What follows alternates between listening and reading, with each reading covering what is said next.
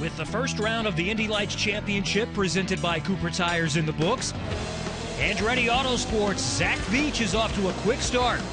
An aggressive pass in turn one of the first lap at St. Pete rocketed Veach to the front, where he stayed all race long, never looking back. Fellow Indy Lights veteran and 2013 championship runner-up Gabby Chaves fought back, but was unable to close the gap in a race that proved daunting for some between the unforgiving concrete walls. Historic Long Beach is next, the 20th fight on these streets for Indy Lights. Can Chaves deliver? Will newcomers Harvey, Razzia, or Gorelli strike next? Or will Matthew Brabham regain form and rebound from his rare mistake at St. Pete? The 2014 Indy Lights Championship, presented by Cooper Tires, is next.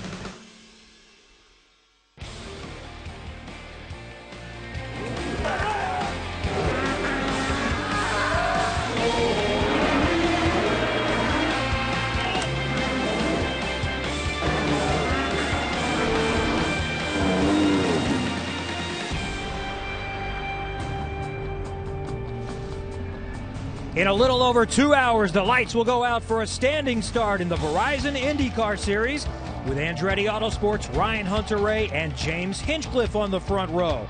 First here on NBCSN, it's the young drivers one step away from IndyCar. From Long Beach, California, just south of Los Angeles, it's Indy Lights presented by Cooper Tires. Thanks for joining us today, along with former Indy Lights driver Anders Krohn. I'm Kevin Lee. Well, next to the Indianapolis 500, I think this event, now in its 40th year, is as big as it gets in IndyCar racing. You know, this absolutely is. It's got so much history. The track is amazing. The fans always come out in force. Not to mention, Scott Dixon and Elio Castroneves are previous winners of this Indy Lights event. Well, Zach Veach has kept his momentum going off his first win. He won his second pole yesterday. He did, and you know what? We've seen drivers that have gone from being winless to being absolutely dominant, and I'm wondering, could this be a new turn of dominance for Zach Veach? But it should be a fantastic race because it is very tight up at the top. I can't believe it. We're seeing 4 drivers within the 10th of a second. I don't think we even see that at the ovals. 2 teams in the front 2 rows should be fantastic. We'll get it going here coming up in just a few minutes. Ready to go from Long Beach. For more, though, let's go down to the grid with the third member of our broadcast team. Here's Jake Query.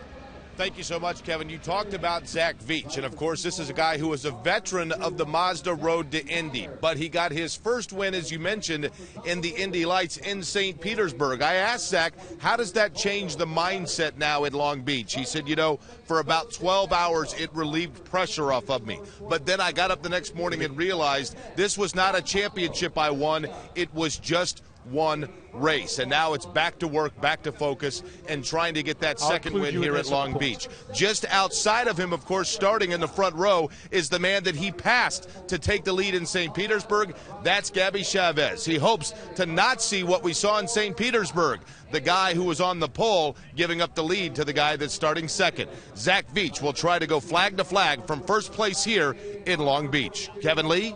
All right, thank you, Jake. Race number 2 of 14, 10 weekends, doubleheaders on the natural road courses, and it's never too soon to start talking about the championship, and here is how it stacks up after the opener 2 weeks ago at St. Pete. And Zach Veach said, I'm already looking to make sure I maintain and finish every lap to keep that lead in the championship. Exactly, Kevin. I think Zach started so strong here, and he's really got the momentum in his pocket. So it'll be interesting to see if he can convert this into another victory.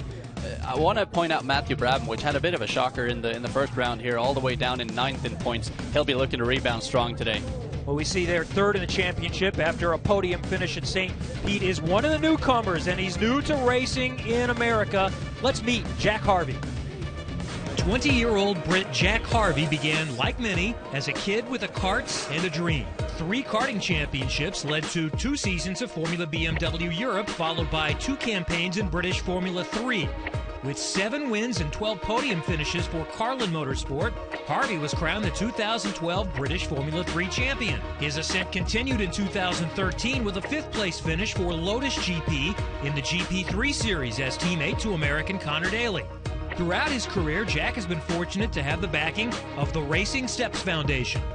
2007 was the first year of the foundation, and basically they decided to support British talent, I guess is the best way to describe it. And they're not directly my managers, but they manage my career.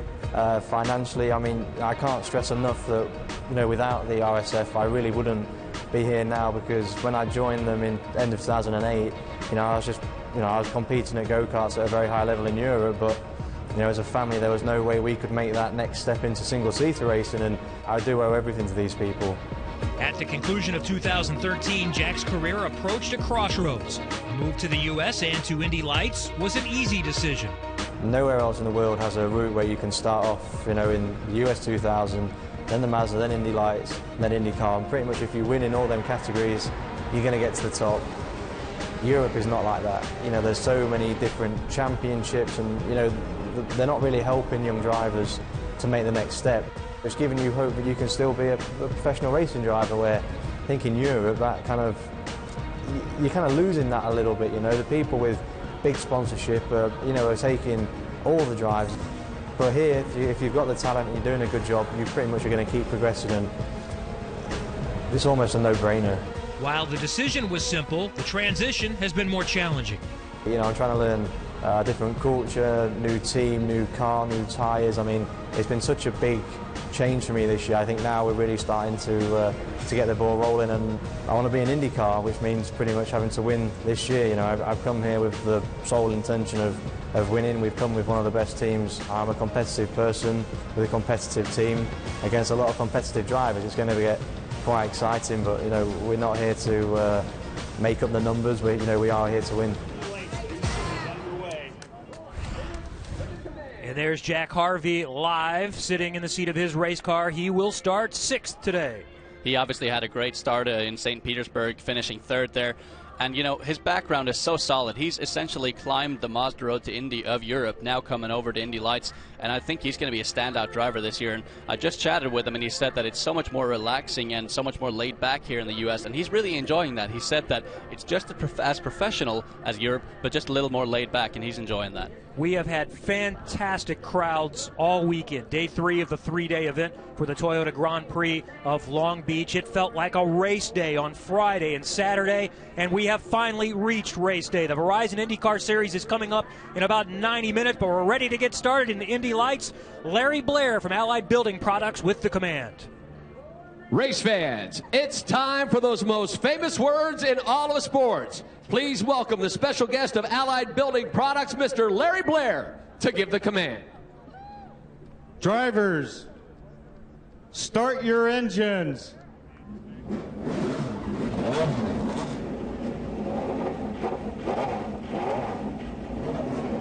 We are moments away, a dream come true for some of these young drivers. They are racing on the streets of Long Beach. It's coming up next. Green flag in just a moment for Indy Lights, presented by Cooper Tires on NBCSN.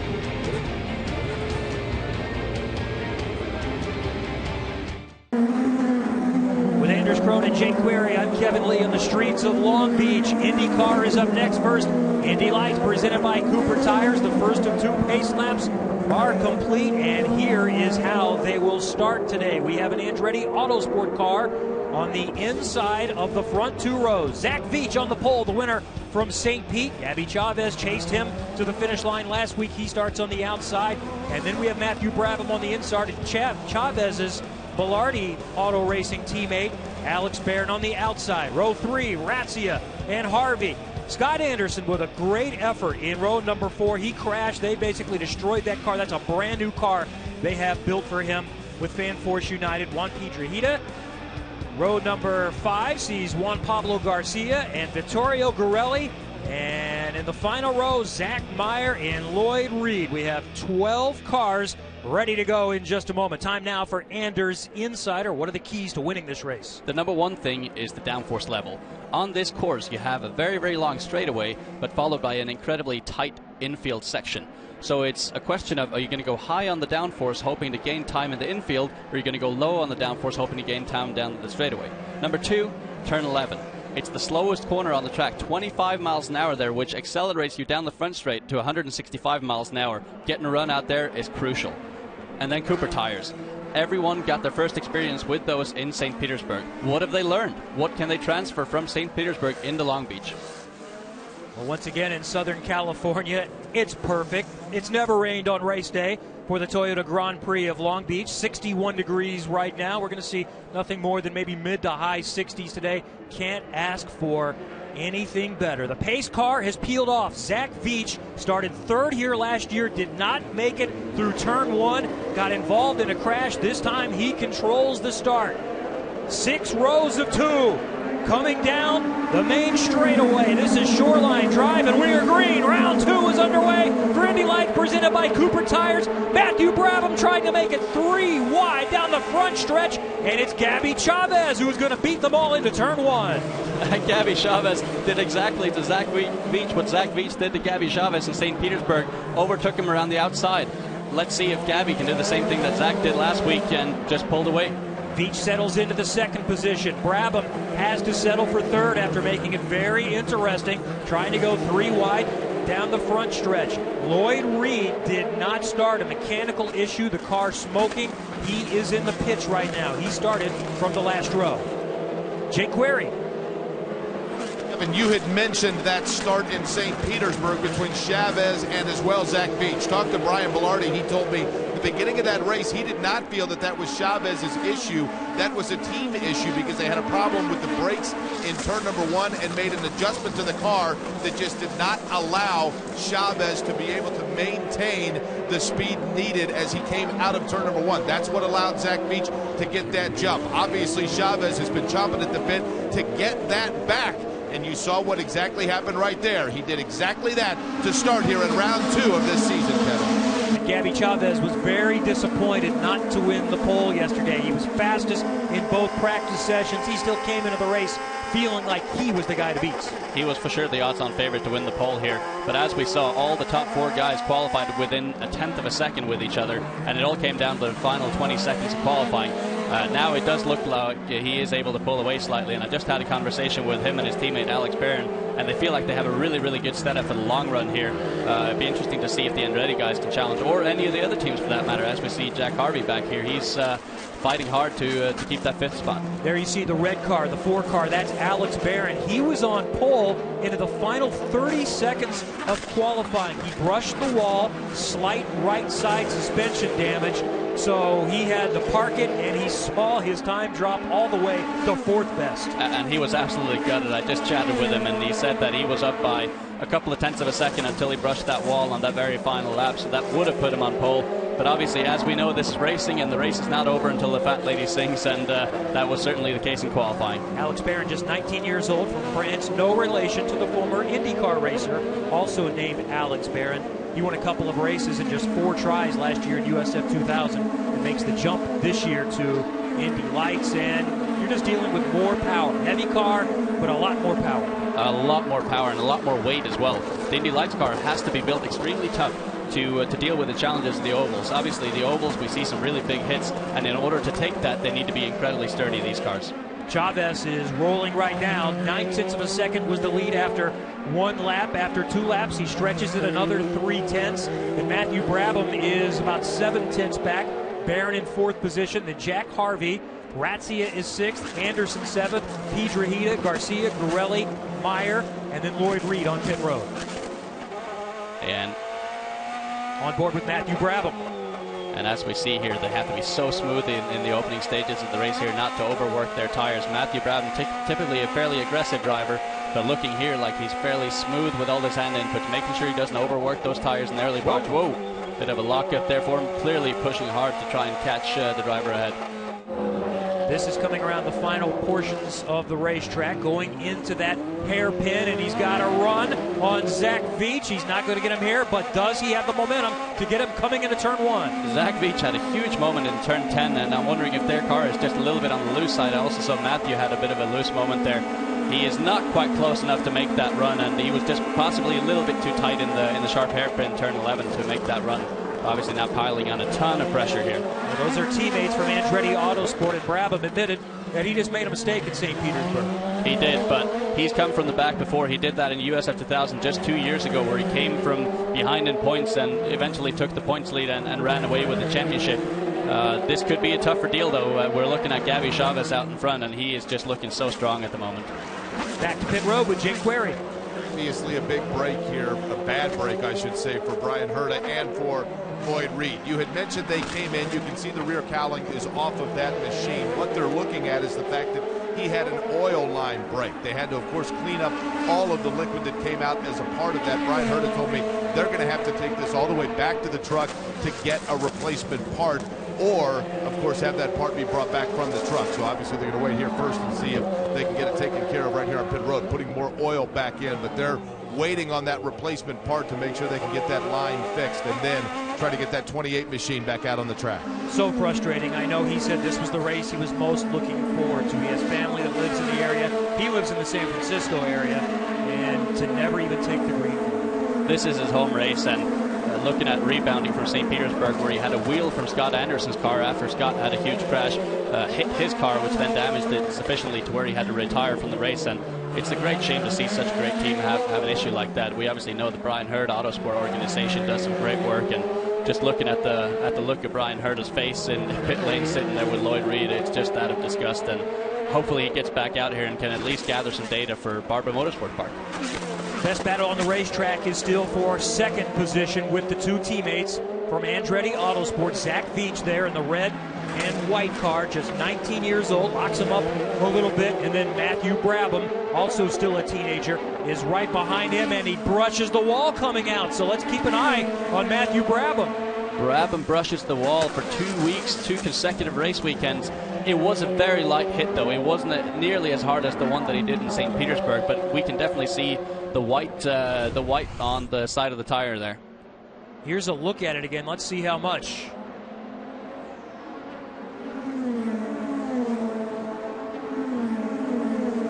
Just a little bit.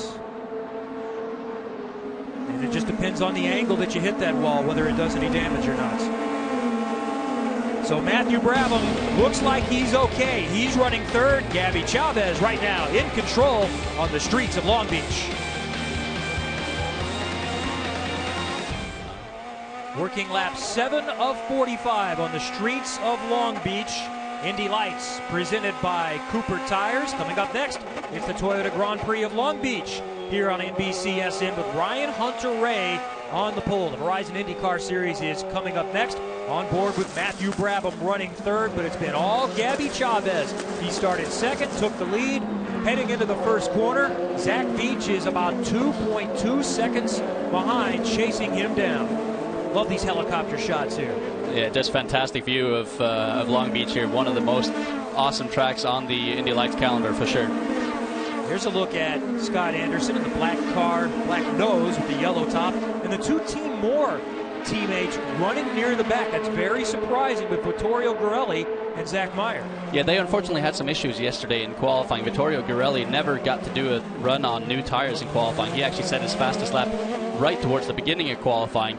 Spoke to Mark Moore. He was disappointed with it, but felt that they had good race cars. And typically, they've done really well here. They've obviously won with James Hinchcliffe in the past. Team Moore Racing have. So hopefully, they'll be able to fight their way towards the front. That's Jack Harvey with the red nose, the blue rear wing. He's running in fifth position. And Luis Razzia is running right behind him. They are teammates with Sam Schmidt's team. Yeah, Razzia is piling on the pressure. Razzia is a massively, massively experienced driver coming from GP2. He was announced as a test driver for Marussia F1 only this year, and then for financial reasons he was pulled out of that seat, and now we're seeing him in Indy Lights here chasing Jack Harvey as hard as he can. And Razzia, the thing about him is I think he came into the season as the odds-on favorite, at least in the eyes of Schmidt-Peterson Motorsports. The Schmidt-Peterson Motorsports team has won every championship since the 2009 season when J.R. Hildebrand won with Andretti. Ever since then, it's been Schmidt-Peterson Motorsports. So I think he stepped into this thinking, okay, we are the favorites for this. We can pull this off. Razzia was the highest qualifier of the four Schmidt-Peterson cars, just fifth position. Is it simply the change in tires that everybody started over this year with Cooper Tires, that they haven't gotten that figured out yet? I think the change in tires has done a huge deal, because previously Firestone, the tire manufacturer, only had a couple of different compounds that they ran in the past few years, and Schmidt were always at the top of the field. But now with the introduction of the Coopers, it just looks like they're struggling to quite figure them out. And knowing how strong they are as a group, I know they'll get there, but the question is, how long is it going to take them? 3 of the 4 also should be pointed out are new to Indy Lights, so there's a learning curve. But as you said, someone like Razzia is far from a rookie. These are experienced drivers. And I would expect Razzia to be very, very strong here on the street circuits, at least, and the road courses. Going into the oval, sure, you know, the guys like Zach Veach and Gabby Chaves might have a bit of an advantage, having raced at Indianapolis Motor Speedway and so on forth previously. However, at the street circuits, I would have certainly expected both him and Jack Harvey to be stronger. Well, Matthew Brabham has had for a moment made up a little bit of ground. He's within reach of Zach Veach, but Veach still in control of that second position, and they're still chasing Gabby Chaves, 2.3 seconds behind. Chaves has led from the jump. Such a big challenge here for Matthew Brabham. First going into USF 2000, where he was able to win the championship. Last year came into Pro Mazda, absolutely stomped the field. I mean, he won 13 out of 14 races that year. It was absolutely insane. Going into Indy Lights here, it looks like he's struggling a little bit. Right today, I'm looking at the car. It looks like he has a bit of oversteer issues, and but it does look like he has a bit of a learning curve here. And you know, he's just got to get experience, though. Zach Veach has more experience in this car, and I know he's chasing hard to catch him. Along with Anders Krohn, Jake Query on pit road, I'm Kevin Lee. Lap 10 of 45 from the streets of Long Beach. Indy Lights presented by Cooper Tires with the Verizon IndyCar Series race coming up next here on NBC SN. Around the final turn, the hairpin, that's second and third positions. There's a look at the leader, Gabby Chaves. The red car, and then the red and white car is Zach Veach. The blue and white car, same sponsor as James Hinchcliffe in the Verizon IndyCar Series, one of the new sponsors to IndyCar on a primary basis this year, United Fiber and Data. It's great to see new partners join the sport. I mean, it's such an awesome sport, and it's great to see that not only IndyCar is getting some attention from them, but also Indy Lights. You've raced here before. You had a good run going in 2011 in Indy Lights, running in third before you had some brake issues. But what is this track like? Street course, concrete walls, no room for error. It's just so tough. I'm looking at these guys fighting the cars around here, and a fast car around here is not a safe car. So in other words, you can't drive the car around like it's on rails. It has to move around. You have to be close to the walls. You have to challenge the brake zones. And as we've already seen with Matthew Brabham, he's locking up the wheels under braking. So is Zach Veach doing. I mean, you really have to push hard here. And all the corners are blind. I mean, you can't see around a single corner here. So you're really committing yourself on entering these corners. And this track is arguably the toughest street circuit that Indy Lights goes to. There's the Team Moore cars running in 10th and 11th position. Gorelli in front, and then that's Zach Meyer in the number 2 car, 21-year-old from Toronto. He finished 8th at St. Pete. He had been in Pro Mazda the last couple of seasons, finished 6th in the championship last year. And still fairly fresh to open wheel racing, Zach Meyer is. He made his debut in Pro Mazda, never having raced open wheel racing prior to last year, and now making his debut in Indy Lights this year. So he's obviously got the steep learning curve. But the positive thing for him is he's got Vittorio Gorelli, which is a very experienced driver from Europe, having raced Auto GP, won the World Championship there, having raced GP3, Formula 3, essentially again the Mazda Road to Indy version in Europe. Well, speaking of the Mazda Road to Indy, this is the final step of the ladder. Jake Query is with one of the young drivers that is making noise one step away from Indy Lights. That is correct, Kevin. We call this the Rising Stars, and if you want to know the validity of that, keep in mind the last couple of times that I've done this in the last couple of years. Jack Hawksworth, Matthew Brabham, they're among those who we've talked to in the Rising Star segment. Now it's Spencer Piggott, who comes here, of course, from the Pro Mazda Series. You're watching here in a state where you were born. You've grown up in Florida, but take me through now your second year in the Pro Mazda Series and how you're getting acclimated to these cars and trying to work your way up to the, of course, Verizon IndyCar Series. Yeah, definitely. I've been in the Mazda Road to Indy for quite a few years now, and coming into my second year Pro Mazda with Juncos Racing. We've had a great start to the season. We won the Winterfest Championship, and we won both races in St. Petersburg a few weeks ago. So having a great time working with everyone at Juncos Racing, and hopefully we can win the championship and move up to Indy Lights next year. How do the cars change for you, the feel for the cars as you work your way through the ladder, and what would you anticipate being the biggest learning curve when you move into, of course, the Indy Lights? Well, I think Indy Lights is, just a bigger, faster car, so you have to get used to the extra downforce and, of course, the horsepower as well. But there's going to be a new car next year, which is very exciting, so I think it'll be a level playing field for the drivers and the team. So, hopefully, I can make the move up next year.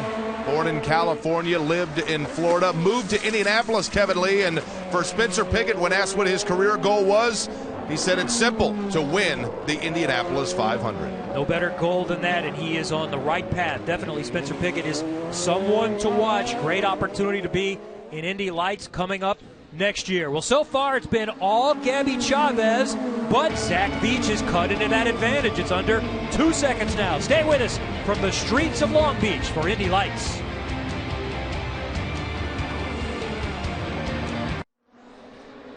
Back to the streets of Long Beach for Indy Lights presented by Cooper Tires. Gabby Chaves is in front. That lead has been squished a little bit, though. Zach Veach now within a second and a half. There's the leader, Chaves.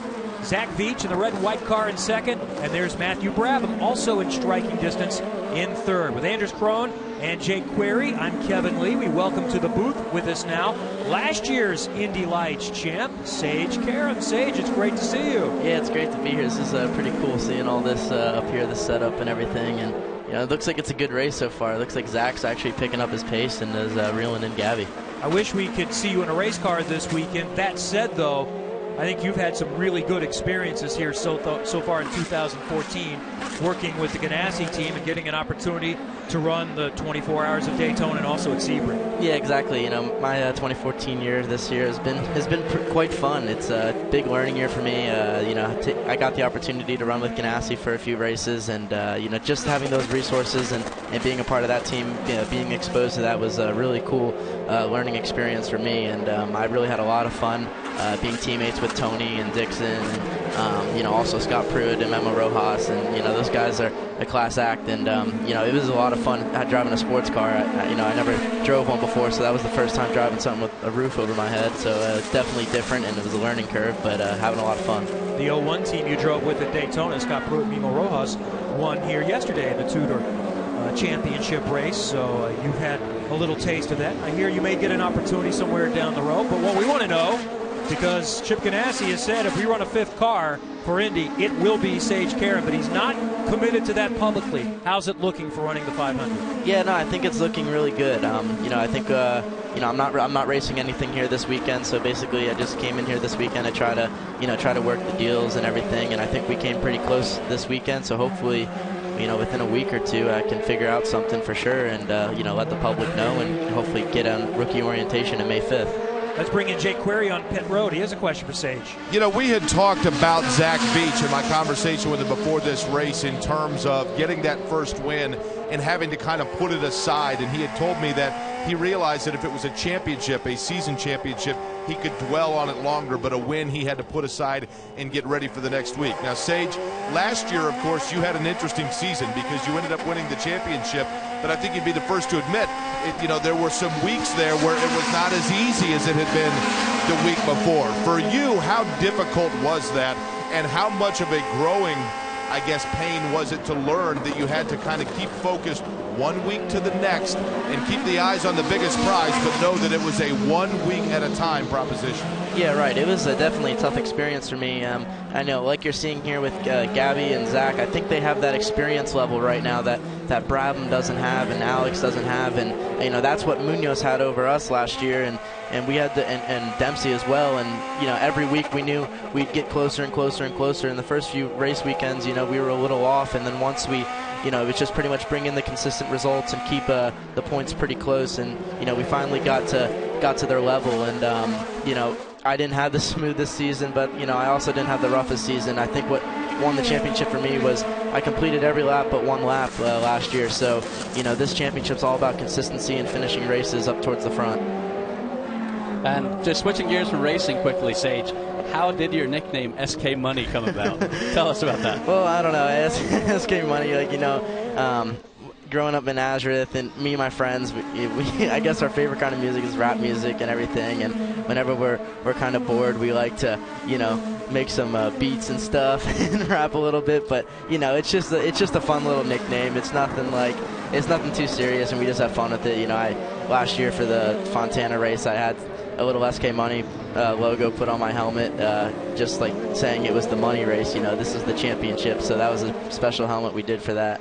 That is the line starting in 7th position with Scott Anderson in front of that, so it is tight all the way from 7th through 11th right now as we see the team more cars that are bringing up the rear of the field at this point. Scott Anderson is having a nice run today. Gabby Chaves, all there we see the two teammates with Meyer taking a look to the inside on Gurelli. Is not going to get him this time.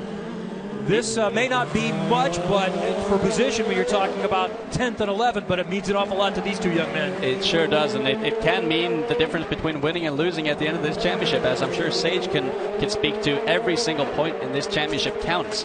Yeah, it really does, and you know, the new rule this year with having to finish 50% of the race, and if you don't, you only finish one. You only get 1 point. That's huge, and you know, these guys are really going to have to get consistent. And you know, you saw some problems early in the race for Lloyd Reed, and you know, they were working real hard out there because they want to get those valuable points, and this championship's all about consistency. On board with Zach Veach running in second. At one point the lead was 2.3 seconds. Now it's down to 1.1. So Veach is closing the gap. A couple of laps ago, Matthew Brabham was right on the rear wing of his Andretti Autosport teammate, but Veach has stretched that back out to now more than a second on the third place runner. Brabham fell back really, really quickly. He must have made some sort of mistake because he was applying all sorts of pressure to Zach Veach, and obviously Zach now starting to pressure Chaves, and maybe his tires just coming in a little bit later than Chaves, but now obviously reeling him back in. Sage, you and Zach Veach came into the Mazda Road to Indy at basically the same time with Andretti Autosport. You guys were 15 years old. What was that like running? These are little Indy cars at 15 years old. Yeah, I remember, you know, we showed up to St. Pete together, and Zach wasn't racing that weekend, but that's when he got his deal done in USF 2000, and we were both 15, so we were the youngsters in the series. We legally could not drive on the streets of St. Petersburg in a regular street car, but they were letting us go 140, 150 miles an hour in a USF 2000 car, which was quite funny. And you know, the journey has been pretty funny. You know, me and Zach growing up through this. You know, we have a lot of memories together, being teammates for about 3 years. So definitely a good relationship we have. Back down to pit road for Jake Query. You guys were just discussing Matthew Brabham and whether or not there was a problem with that machine as we take a look at him there. And the answer is, if there is, as we ride on board of him, he hasn't said a word. Now, Anders, you had noticed that he very lightly made contact on the left-hand side as he was coming through earlier, but apparently it did not disrupt the balance of the race car. He hasn't said anything. As a matter of fact, his speed had gone up just a little bit after that contact. But as you said, right now, in terms of Zach Veach trying to close in on the leader, Matthew Brabham just right now trying to stay in contention. Well, those three have checked out. Veach is now within a second of the leader, then Brabham another second back, and then Alex Barron in fourth position is 15 seconds behind the leader, and he's running by himself at this point with Jack Harvey another 6 seconds back. So at this point, Anders, it's about concentration. It's very much a similar situation to what we saw in St. Petersburg, where you have a few guys out front that are just pulling away, though I'm a little bit surprised that Barron isn't further up ahead than he is right now. Here's the leading front three. Gabby Chaves working on lap 20 of 45. 21 now, nearing the midpoint of this race. It's Indy Lights presented by Cooper Tires. IndyCar is coming up in a little over an hour here on NBCSN.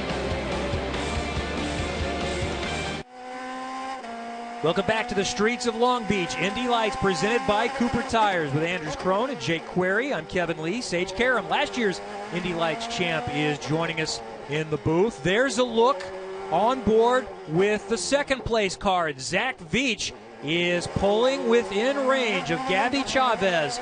It was outside of 2 seconds not that long ago. Now it's down to 7/10 of a second. So he picked up 2/10 on that lap. Zach Veach, the winner at St. Pete 2 weeks ago, Anders, is on the charge. Zach is on fire. He's clearly found something here on the switch to the Cooper tires this year that's just made him so competitive. And just looking at him chase down Chaves here, it's really incredible how he's able to push this car while being smooth with it.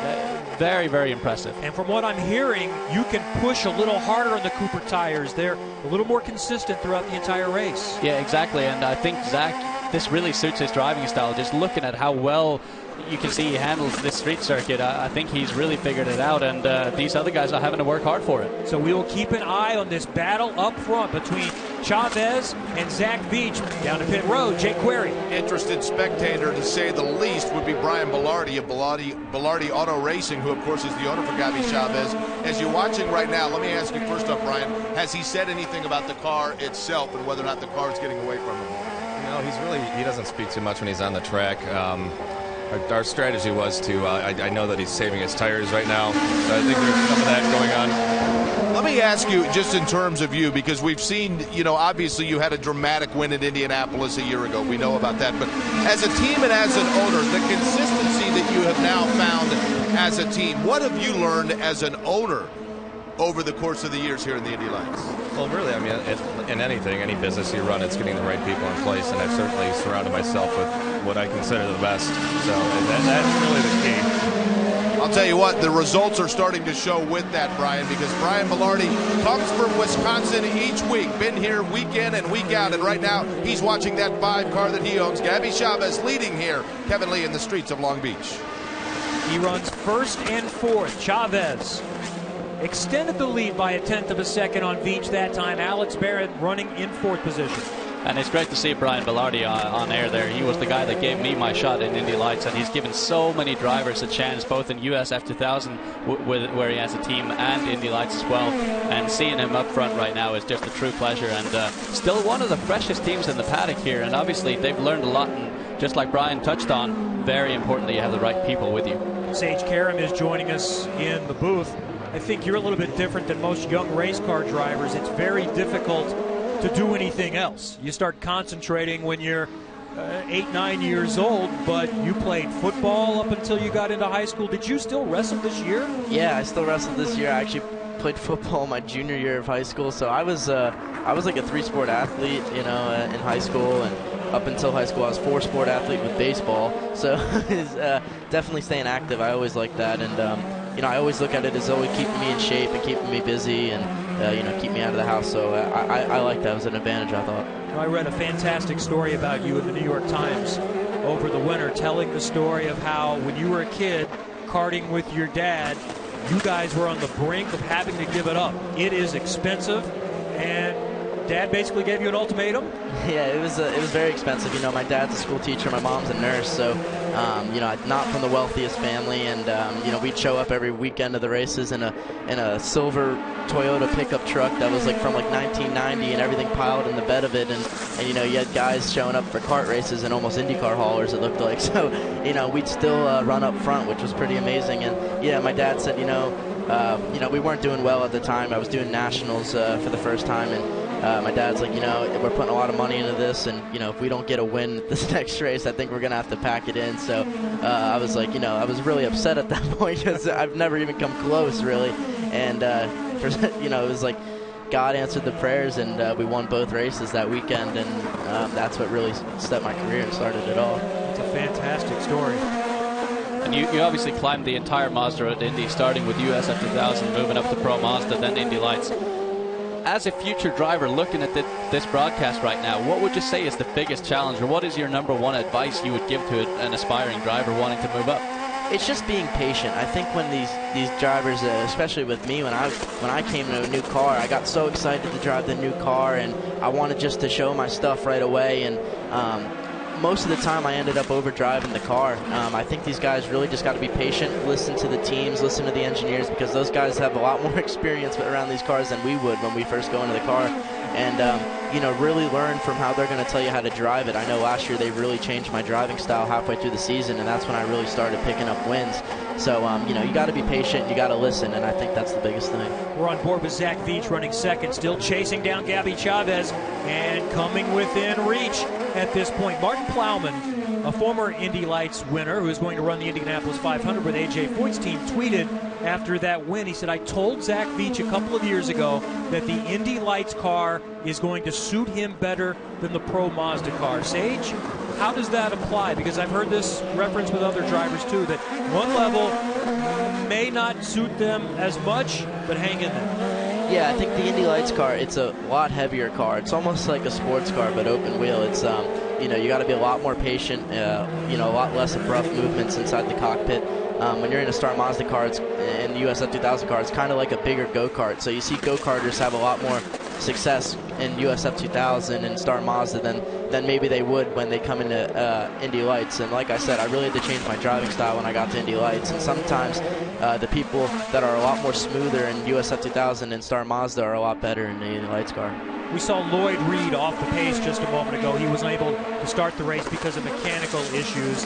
He is 11 laps down, but the reason, Anders, he's on the track is, as Sage mentioned, you've got to run half the laps to score any points, so he still needs to get about 8-9 laps in.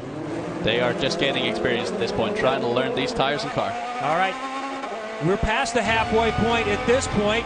On board with Matthew Brabham, he's running third. Everybody is chasing Gabby Chaves on the streets of Long Beach.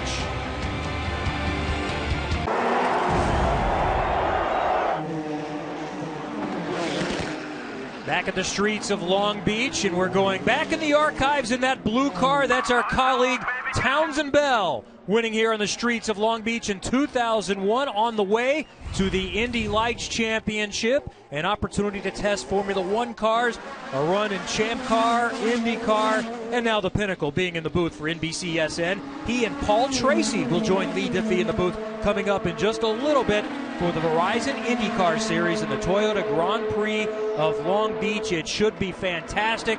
We've got Penske and Ganassi cars starting mid-pack. The Hondas, 5 of the top 6 so far. Andretti Autosport on the front row with Ryan Hunter-Reay and James Hinchcliffe. Cannot wait for a standing start here at Long Beach in a little bit. It'll be so exciting. We have competitive cars all over the field. There really are no uncompetitive cars anymore, and we saw that in qualifying yesterday. It'll be a very unpredictable race, I think. Some new faces up front, too. Joseph Newgarden is starting 4th, and a graduate of Indy Lights, Jack Hawksworth, is going to start in the 5th position for Brian Herta Autosport. He has impressed people in his 2 weeks in an IndyCar. Jack Hawksworth was so strong on the road courses last year in Indy Lights, and won quite a few of those. Struggled a little bit on the ovals, but on the street circuits on his day was damn near unbeatable. And he actually had a bit of a crash here last year with quite a few people.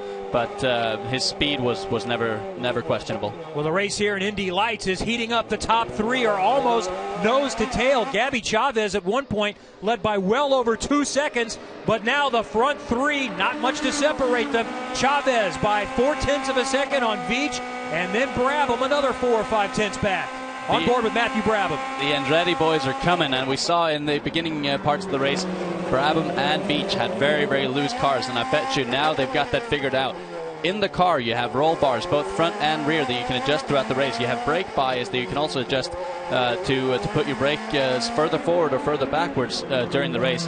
And I bet you they've done a better job than Gabby in adjusting that, and clearly their cars are the ones to beat at the moment. Sage Karam, last year's champ, is joining us in the booth. So what is Chaves thinking at this point? Comfortably in front, now he's being attacked. Yeah, now he's got a lot of pressure on him, and he's definitely going to be driving pretty hard here to keep Zach behind him. I talked to Gabby before the race yesterday. I said, what's your game plan? And he pretty much said, whatever Zach rolls up to the grid with aero balance, I'm going to go less. So I think you saw that on the first lap. He had a lot of straightaway speed, took him on the outside, and now it could not be playing into his advantage. He could be wearing those rear tires or a little bit more than Zach, and that's what could give Zach the run at the end here. Around the final hairpin, back onto Shoreline. The race is going to go down to the final few laps. We mentioned Jack Hawksworth, Sage, someone you beat in the championship last year. Same said for Carlos Munoz. What are you thinking when you're sitting on the sidelines right now? Maybe some frustration, but also, hey, I'm going to be able to do this because Munoz and Hawksworth have been quick in IndyCar. Yeah, no, it's a little discouraging, that I'm not driving a race car and they are, but at the same time, I'm kind of happy seeing that they're succeeding, because I know I can run with those guys, and to see them do well is just also encouraging for myself. So, hopefully I'm just going to keep pushing, keep working hard. When I get my shot, I'm going to try to do my best. And I know it's got to be frustrating for you not doing as many races as you'd like to, but at the same time, it's got to feel good being with an organization such as Chip Ganassi Racing. I mean, how does that work into your career? Yeah, exactly. That's why I'm not for sure just panicking and spiraling out of control, because I know I'm surrounded by a great team, and the goal is always to go to race in the Indy 500, and to know that could be a possibility with them this year is it's a pretty amazing feeling. So, from what I can recall, the last time Chip Ganassi picked up a really young gun and developed him into a championship winner was Scott Dixon. How does it feel to know that you are sort of the next guy after him to be in that position? Well, I mean, it's a pretty big honor, and I got to be teammates with Scott for the first time in Sebring, and he was in the 02 car at Daytona. So seeing the way this guy drove, it was pretty incredible. He can really wheel a race car, and you know, if they could turn me into a driver like they turned Scott into one, then you know, I'm really looking forward to my future. And you've developed a good relationship with some of the IndyCar drivers like Dixon and Tony Kanaan and Dario Franchitti. What do you try to get from those guys, Sage? Well, I mean, those guys, those three guys you just listed are three legends. Yep. So, you know, I know that, and you know, I just want to be able to pick their brains, and you know, I think if we go out there with in May with Ganassi, you know, having Dario on the stand and being able to teach me is going to be huge. And you know, he's got 3 Indy 500s, and you know, he really wants to help me out. So it's going to be a really big learning experience for me. But you know, I have some of the greatest resources around me to learn from. Thanks for coming up. You're welcome anytime. We look forward to seeing you back in a race car very soon, hopefully at the 98th Indianapolis 500. Thank you. Sage Karam is 19 years old. He has not graduated from high school yet. He could graduate from high school and then a week or two later run in the Indianapolis 500. That is simply staggering. All right, we're headed close to the home stretch here, and it is still hot. Gabby Chaves, Zach Veach, there's Matthew Brabham heading down Shoreline. Indy Lights presented by Cooper Tires.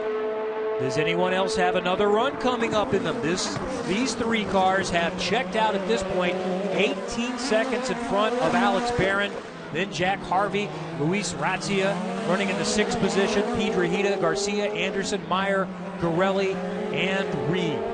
They are just flying right now, and I know that Alex Barron had a bit of a conservative approach going into this race. He is fairly inexperienced, having come straight from just a few races in USF 2000 before making the step up in Indy Lights. So I know his mindset for this race was just don't make any mistakes, learn as I go. So I can sort of understand that he has a little bit of a gap here to the top 3, but I know that Jack Harvey and Luis Razia, along with Juan Piedrahita, they will not be happy with where they're currently at. They want to chase down the leaders. Coming up to the line now, it was back to 9/10 of a second last time by, and still virtually the same. So it was down to under a half a second. Gabby Chaves has made it a little bit more comfortable, but Zach Veach and Matthew Brabham are still within reach. And Brabham taking a look on his teammate Zach Veach around the hairpin. Stay with us, it should be good. Can Zach Veach win for the 2nd race in a row, or can Gabby Chaves get his first win in 2014? This is Indy Lights, presented by Cooper Tires. Back on the streets of Long Beach, a look inside the Andretti pit box. That's Roger Veach there that we see in the middle. That's Zach Veach's dad. And we're looking ahead to Zach Veach. He's running in 2nd position on board with Matthew Brabham. Around the final turn, the hairpin. The front 3 are still pretty tight. Gabby Chaves looking for career win number 2 here in Indy Lights. But clearly the Andretti cars have the pace at the moment. The only thing stopping them from passing and pulling away from Gabby is the fact that around this circuit it's so tough to pass. You have that long straightaway where you pick up a big draft, but the entire infield is one sharp corner after another, and staying close behind someone is so tough because of that turbulent air that the car in front of you picks up. Working on lap 34 of 45 from the streets of Long Beach. The Verizon IndyCar Series is coming up next here on NBCSN, but we've been entertained so far with the drivers one step away from IndyCar. Gabby Chaves has been there, done that, but just one time he's thinking, I could win on one of the biggest venues in IndyCar. He was so strong and steady last year in the championship, almost always on the podium. He was by far the most consistent driver, just narrowly missing out on the championship there with the DNF at St. Petersburg last year. So he definitely wants to change that for this year, and we can see here he's pulled out a little bit of a gap again. Maybe Zach at this point is just dropping back slightly to get some better air on his wings and cool down his tires. Let's check in with Jake Query. You're looking at the scoring monitors, wondering up above why you are not seeing any progress out of Vittorio Garelli. That's because that number 22 machine, he's out of it, and they have taken it off of pit road, Kevin Lee. He felt like for some reason there was a problem, they thought, with perhaps one of the shocks, but said over the course of the weekend it was just a handling issue where they determined that finally it was too loose and too dangerous to stay out on track. So they didn't know exactly what the problem was, but nonetheless that 22 car has been retired. Very disappointing for the 19-year-old Italian who finished 4th at St. Pete. He's raced in GP3, GP2. He came here expecting to compete for a championship. He really did, and he stated so confidently, I came to America to win. He knew that the competition level was high, but he said, I came here to win. And just looking at Brabham's onboard here, I wonder if he might have tapped the wall ever so slightly again coming out of turn 5. I'm not sure if he did, but it was close. Yeah, I think he's got an issue here. So we'll keep an eye on the lap times and the in-car for Matthew Brabham, who made a slight mistake at St. Pete, was running 3rd at the time and ended up puncturing a tire. He finished the race, but went a lap down and finished way back in the standings. He's still in the same range of Zach Veach, so he definitely looks like he has an issue. The left rear tire there looks like it has a little bit of a weird camber setting to it, and he is dropping back ever so slightly. I'd be very surprised if he doesn't keep dropping back here, but obviously he's got a 17-second gap to P4. Let's take a look at Brabham and see if he did make contact with the wall, and if so, how hard. On the upper part of the screen, just barely. Just barely a touch, and these cars are incredibly strong. They can take some abuse, but the angle at which he hit that, I'd be very surprised if he didn't knock out the toe on that left rear just ever so slightly, because he's quite slow through the right-handers here. He's back more than a second now on Veach. So if you're Zach Veach, you've already got a win in the bank. You're running second. If he can get up to the rear wing, how much will he challenge for a win, or are you content to score points and come home in seconds? I think psychologically he's going to want to get in Gabby Chaves' mirrors as much as he can and tell him, hey, I'm the man here, you're not. So even if he doesn't get past, if he stays in his rear view mirrors as much as he can, I think going into Barber Motorsports Park here in a couple of weeks, he'll have the psychological advantage. And that maybe is the conservative way to try to still win the race. You get right up on him. Just wait for a mistake. You don't have to make a dive bomb. Just make sure that he knows I'm there and see if he can handle the heats. Yeah, exactly. And both these guys here, incredibly consistent drivers. They've both put together really consistent seasons in the past, and obviously now putting on a great show here, showing that they're not making any mistakes whatsoever. The only small mistake I saw from Zach Veach early in the race was a slight lockup when he had a bit of pressure from Matthew Brabham, but right now it's just pitch perfect. I mean, he's hitting every single apex, going all the way out to the concrete walls here on exit. As he comes over that crown there, just look at how close they get to the walls. I mean, these guys are pushing. This is like a qualifying lap here, every single lap. They've almost done 40 laps here so far. Everything has been on the limit. Zach Veach going into turn number 8, the right-hander. This is the second longest straightaway on this course. Yeah, exactly, and he's pushing so hard. You can see the rear end over every single bump. The rear end steps out a little bit. Here we're coming into turn 9 here. Big bump, and easy to lock the tires up here. But he's just keeping it so neat and tidy. How hard is this hairpin to get it right? How crucial is it? This is very tough because it's got quite a bit of camber right at the inside of it, so you want to be as close to the wall as you can, but it's also way too easy to hit the wall itself. So hitting that on your mark every single time is tough. Not to mention, this is the biggest acceleration you'll do the entire season. You're going from 25 miles an hour in that hairpin to 165 miles an hour at the end of the straightaway. You're going from 1st to 6th gear.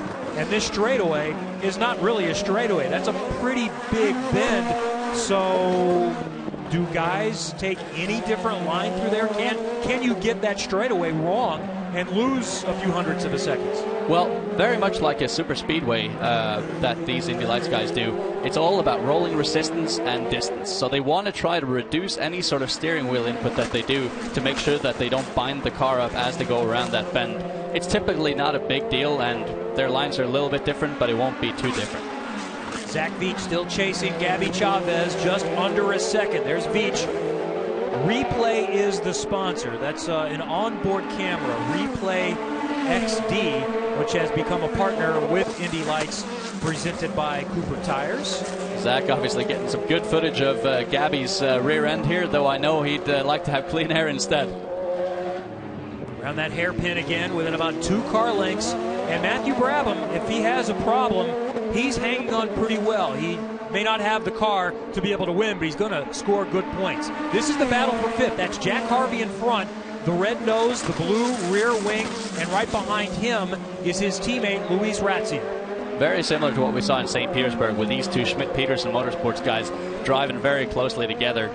And, you know, they've now lost out a little bit to Alex Barron, so clearly they don't quite have the pace of the Bilardi Auto Racing guys. But these guys are having a good intra-team battle, and I know Jack Harvey will be thrilled to have another top 5 finish to add to his podium from St. Petersburg. Jack Harvey won races in GP3, his first time in America, as we discussed in our pre-race. Teammates with Connor Daly in GP3, very much enjoying America and getting used to a new car, a different type of car. He's used to power, but these are a little bit heavier and handle a bit differently. Well, headed down the home stretch here. 7 laps to go. Long Beach. Can Gabby Chaves win in Indy Lights?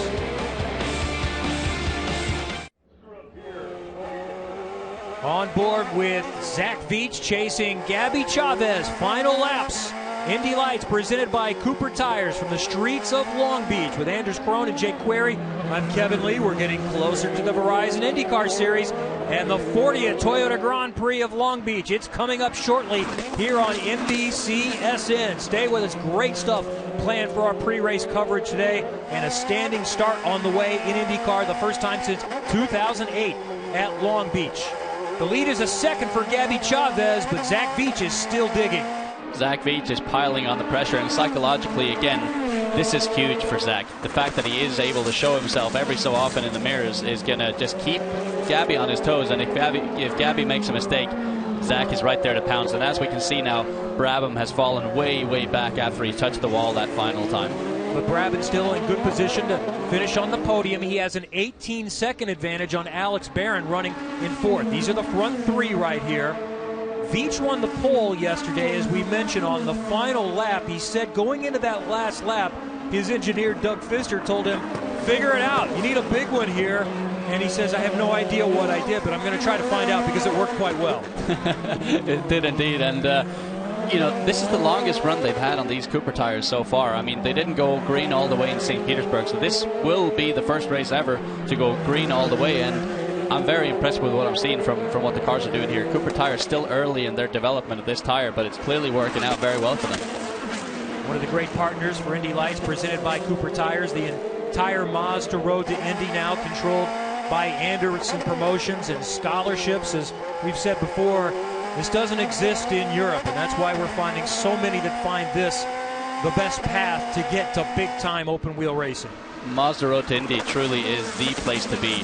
Of all the drivers that I've talked to here, coming from Europe and the US, this is the place to be. It's the only place in the world where if you win a championship, you're guaranteed a monetary prize to move up to the next level. And next year, a new car. So that's going to be key for Indy Lights, because this, let's face it, is an older car. They have made some upgrades, but it's going to help their development in IndyCar.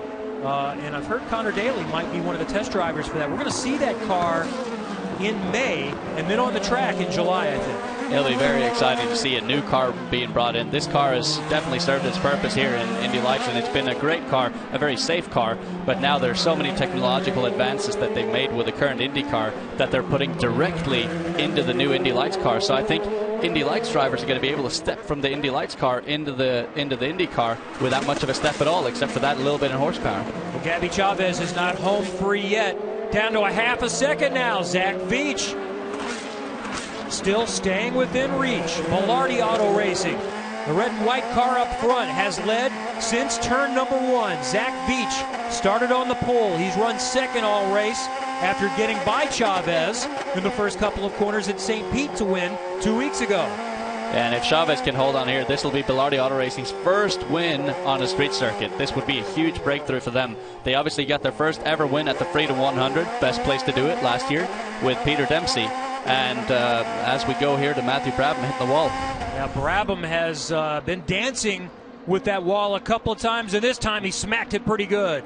Oh, man, I thought he was going to play it conservatively there after he hit the wall last time, just bringing it home. He's obviously got an 18-second advantage. And let's see, he's just trying to carry too much speed in there considering the damage on his car, and just hits it again. Man, that car has seen quite a lot of concrete today, and the fact that it keeps on running is a testament to how strong this Dallara car is. And he still hasn't lost that much time. He's still got an 18-second advantage on 4th place. He's lost about a second or so on the front 2, but he still can see them. So this is the true definition of soldiering home with some pace for Matthew Brabham. I'm wondering if they changed the walls, if the walls are made of styrofoam or something this year. I can't figure it out. Got the safer barrier here. Yeah, exactly. That's normally in place for ovals. I don't believe we have that in temporary street circuits. The front two, 3 laps to go and ticking. Working on lap 43, Gabby Chaves stretched it out on that last lap, picked up about 0.3. And there's not a single doubt in my mind. Zach Veach is the quicker of the 2 drivers at the moment. But it's so tough, again, to stay behind someone over this street circuit. It's just so tough. He's thinking mistake now. That's the only way he's getting past him. He might be able to catch him, but there's not likely enough time to get around him. But still got to hit every mark correctly. And Chaves, if he makes a mistake, Veach is going to be there to pounce. He exactly is, and the gap is just sort of varying between a second to half a second, lap by lap and corner by corner here. Zach certainly has his strong points, which is the infield, and then I think Gabby gets a really good run onto the front straight, so Zach just not able to do anything at the moment. But I'm just thinking about the championship here. This is going to make it so tight between the two of them. I mean, they'll both have a win, they'll both have a second, and they'll both have a pole position. They should be identical on points. Veach has the fast lap of the race, 1:15.67, less than 0.2 better than Chaves, 1:15.84. Actually, Brabham has the second quickest lap, 3/100ths quicker than Chaves. Brabham obviously now falling back further and further, and hopefully now he'll just save all the equipment as much as he can and not take any risks. He's still way up ahead of Harvey now. As we see Barron, he's fallen back to P6. We see the white flag down shoreline. Gabby Chaves up by 0.8 seconds. Needs to maneuver through 11 more corners, and he can become a winner on the famous streets of Long Beach. This would be such a big win for Gabby Chaves with the Velarde Auto Racing crew. He joined them fairly late in the off-season, got the deal together. They were so strong in all of off-season testing, and now he just has about a mile left of racetrack before he can be crowned the winner of the Long Beach 100. This would be such a huge win for him. Gabby Chaves is from Bogota, Colombia, but he's as American, I think, as you and me. He's lived here more than half his life, since he was 7 years old in the Fort Lauderdale area. Just 20 years old, and has won a race before, last year in Mid-Ohio, but winning in any series at Long Beach is one that you will remember. It certainly is, and Zach Veach still piling on the pressure. I got to give a lot of kudos to him for just staying in it like that. It's very, very tough mentally to stay with someone like that when you can't quite get it done, but he's done a magnificent job here. And as we see Gabby Chaves around the final corner, and this should not change now. He should be a race winner here today. Joining the likes of Paul Tracy, Greg Moore, Scott Dixon, and Elio Castroneves, Gabby Chaves is a winner in Indy Lights on the streets of Long Beach. Absolute elation from the Velarde Auto Racing crew. Their very well-deserved victory. They've worked so hard at this, and they are now challenging the likes of Andretti Autosport. Fantastic job by them. So Veach wins at St. Pete. Chaves finishes second. They reverse it this time around. Great job for Matt Brabham hanging on as well there, having hit the wall, I think 3 or maybe even 4 times. Brabham comes home third, final position on the podium. And as we see Jack Harvey and Luis Razzia, filling out the top 5 here. And we stay caution-free for the entire 45 laps. The 20-year-old from Fort Lauderdale, by way of Bogota, Colombia, celebrating Gabby Chaves on his victory cool-down lap, headed to victory lane here for the streets of Long Beach. He is now a 2-time winner in Indy Lights. You can tell what this means. Gabby Chaves with a big one. He took the lead in turn 1, headed now to victory lane. We'll talk with the winner coming up in just a moment. Stay with us from the streets of Long Beach.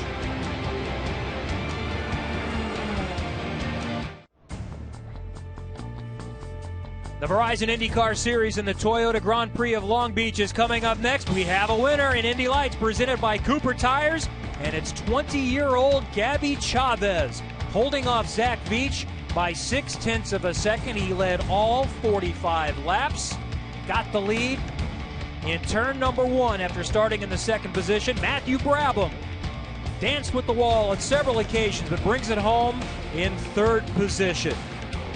Gabby Chaves is now a two-time winner in Indy Lights, and he's with our Jake Query. Gabby Chaves has gotten out of the car. It is the first street course victory for Bilotti Auto Racing. And Gabby Chaves, welcome to Victory Lane in Long Beach, California. Heck of a run from flag to flag for you. Oh, yeah, man. I can't believe it. You know, we were quickest every practice session, and things didn't go our way in qualifying. It was so close, but, you know, we left it behind us. Just focus on the race. And, you know, I took care of my tires in the first half of the race, and then at the end there when Zach was trying to catch me a bit, you know, I just said, all right, time to go and time to put everything I got on the line. Take me through the pass. It was the opposite of what we saw in St. Petersburg, just a role reversal for the two of you. Yeah, I mean, it's kind of ironic, no? But, no, I just, you know, I went when he went. He was about half a car length ahead of me, and I just had the clean line for the braking, and I was just able to outbrake him into one. Taking a look at it right now. That's the pass that allowed Gabby Chaves to get the win. 6 1,000ths of a second the difference. Gabby Chaves is a winner in the Firestone Indy Lights in Long Beach, California. And Zach Veach had to do a nice job because he had cars on the outside and the inside. Brabham tried to make a 3 wide to the inside, and then we saw Alex Barron coming around to the outside. So nice job by Zach Veach. And because he had the fastest lap in this race, that's why he has the point advantage. Chaves won the pole at St. Pete, finished second. Veach reversed it this time around, or I should say Chaves reversed it this time around, winning the pole and finishing second. So Veach has a 1-point advantage heading to Birmingham, Alabama, coming up in a couple of weeks. Already seeing a really tough race here for the championship. Jack Harvey quite a distance behind already. I think the most disappointed man at this point in time has got to be Matthew Brabham. He's sitting down in 5th, has shown such great pace, but really has not put a race together yet to his advantage. The only consolation is he was able to score some points today and bring it home with a few minor mistakes in 5th position. So he'll try to build from that in his first year in Indy Lights, presented by Cooper Tires. Fantastic crowd. They're still filing in, getting set for the Verizon IndyCar Series coming up in just a little while. I love that shot. Turns 2 and 3 around the fountain here in one of the most picturesque locations in American motor racing. Well, stay with us here on NBCSN because coming up next is the Toyota Grand Prix of Long Beach. Andretti Autosport starting on the front row with Ryan Hunter-Reay and James Hinchcliffe, and some young guns up front, including Joseph Newgarden and Jack Hawksworth. The Indy Lights Series back on Sunday, April 27th, 5:30 Eastern for the Barber 100 from Barber Motorsports Park. For more information on the IndyCar Series, go to NBCSports.com. Congratulations to Gabby Chaves. For Jake Query and Anders Krohn, I'm Kevin Lee. Verizon IndyCar Series is next on NBCSN.